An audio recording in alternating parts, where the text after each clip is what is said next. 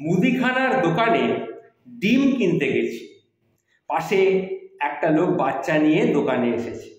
লোকটা সম্ভবত শ্রমিক বা রিক্সা চালক, খুব শুকনো, একদম হাড্ডিসার চেহারা, কণ্ঠার হাড্ডিগুলো তার বেরিয়ে গেছে। অভাব অনটন তাকে জীর্ণ শীর্ণ করে দিয়েছে, এটা তাকে দেখলেই বোঝা যায়।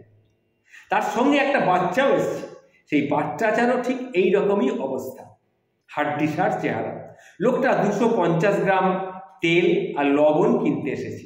বাচ্চাটা জুলজুল করে লজেন্সের বয়ামের দিকে তাকিয়ে রয়েছে। বেচারা সাহস পাচ্ছে না চাইতে, একটা লজেন্স খাবে, তার ইচ্ছে করছে কিন্তু বলতে পারছে না বাচ্চাটা। তার বাবা কিন্তু সেটা বুঝতে পেরেছে, কিন্তু দারিদ্র মাঝে মাঝে চোখে নির্লজ্জ টিনের চশমাটাকে পরিয়ে দেয়। তখন সেই চশমার আড়ালে ছেলের মায়া ভরা মুখটা দেখেও ভালোবাসায় তার বাবা বলেই ফেলল, কিছু লইবি? ছেলেটা তখন লাজুকভাবে কথা না বলে আঙুল তুলে বয়ামটার দিকে দেখানো। বাবা তখন হেসে লজেন্সের বয়ামটার কৌটোটা খুলে দুটা লজেন্স বের করে ছেলেটিকে আদর করে বলল, 3 ঘরের নামতাটা আগে কও তো বাপ, তারপরে তোমার লজেন্স দিমু। বলি লোকটা আটচোখে দোকানের আশেপাশে যারা ছিল তাদের দিকে তাকালো। তার সেই দৃষ্টিতে কেমন একটা চাপা উত্তেজনা ছিল। যদি না পারে, সবাই আমরা তাকিয়ে আছি। ডিমের পুটলি হাতে আমিও তাকিয়ে আছি ছেলেটার দিকে। দোকানদারও সে তাকিয়ে আছে সরু চোখের থেকে। সে ভাবছে একটা পুচকে পোলা নাক দিয়ে শিকনি ঝরছে, সে বলবে 3 ঘরের নামতা। এই কঙ্কাল সার ছেলে 3 কত হয় সেটা কি সে জানে? ছেলের হাতে লজেন্স, সেই লজেন্স দুইটা একবার এ হাত একবার ও হাত, একবার এ হাতে নিচ্ছে ও হাত নিচ্ছে, এইভাবে দেখছি আর বাবার দিকে তাকিয়ে আছে। বাবার চোখের দিকে তাকিয়ে তখন সে শুরু করে দিল হুড়ুর করে বলতে। সে কি বলল?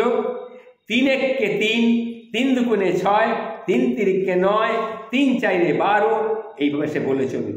টেনে টেনে গানের তালে তালে মাথা নেড়ে নেড়ে সে বলে যাচ্ছে। বাবার চোখের পাতাটা যেন একেবারে সেটে গেছে।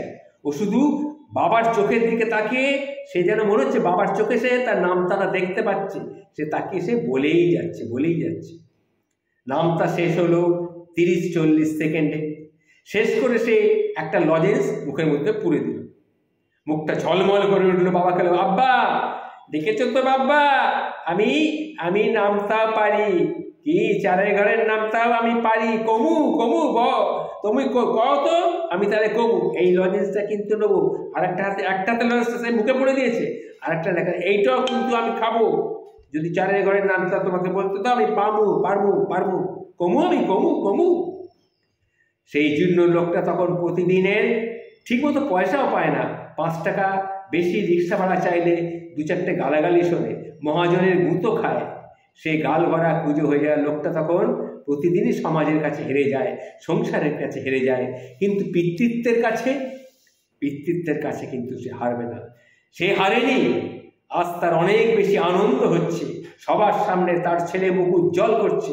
এবার সে আর চোখে না তাকিয়ে পূর্ণ দৃষ্টিতে সবার দিকে তাকালো, সবার চোখে চোখ রেখে গর্বের দিকে তাকালো। তার চোখ দিয়ে তখন টস টস করে জল পড়ছে। সে জল আনন্দের অশ্রু, এটা মনে রাখবেন।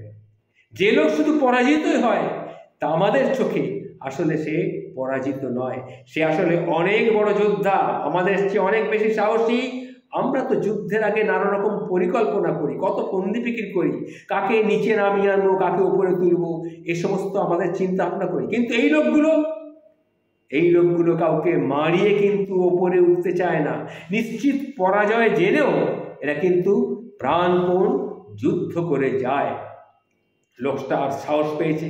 3 ঘরের নামতা শুধু নামতা নয়, একটা সাহস, একটা বাবার শক্ত কাঁধ, একটা অবলম্বন। 3 ঘরের নামতাটা এই দরিদ্র লোকটার স্বপ্ন পূরণের একটা উপাখ্যান। লোকটা তার ছেলেকে কোলে তুলে ফেলল, কেঁদেই চলেছে। এই সময় হুট করে দোকানি ডিপ ফ্রিজ খুলে একটা ললি আইসক্রিম সেই বাচ্চাটার হাতে দিয়ে বলল, সাবাস বাচ্চা, সাবাস। জজ ব্যারিস্টার হইয়া দেখাইয়া দিস সবাই রে, ল আইসক্রিম খা, বেশি খাইস না, গলা ফুইলা গেলে কথা কইতে পারবি না। ছেলেটি খুশি মনে আইসক্রিমটা নিল, বাবা ছেলে তারপরে চলে গেল। ওদের দিকে আমি হাঁ করে তাকিয়ে আছি। দোকানদার আমাকে বলল, আমি তো ভাববারও পারি নাই বান্দরটা কেমনে চালচালাইয়া নামটা কইয়া দিল।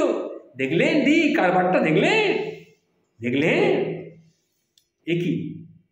আমি দোকানের দিকে তাকিয়ে দেখি তার চোখেও জলে টসটস করছে। আসলে যারা ক্ষুধার কষ্ট বোঝে তাদের একজনের মনের সাথে অন্যজন একটা সুতোয় বাঁধা থাকে, একটা একই সুতোয় গাঁথা থাকে। অর্থাৎ দোকানদারিও তো গরিব মানুষ, যে দোকানদার সে কিন্তু ওই গরিব মানুষের কষ্টটা সঠিকভাবে বুঝতে পেরেছে। একজনের কষ্ট আর একজন বুঝতে পারে, আবার আনন্দগুলোকেও সে প্রবলভাবে স্পর্শ করতে পারে। আর আমরা কি করি?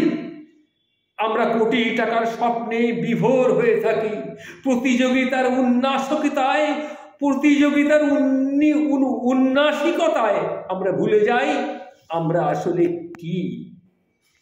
আমি ডিম হাতে একা একাই হাঁটছি আর বলছি, 3 অক্ষে 3, 3 দুগুণে 6, 3 তিরিক্ষে 9, 3 4 12, 3 5 15। আমাকেও সংক্রামিত করেছে তাদের জয়ের আনন্দটা। হঠাৎ আমার চোখ দুটো যেন জলে একটু ভিজে এলো।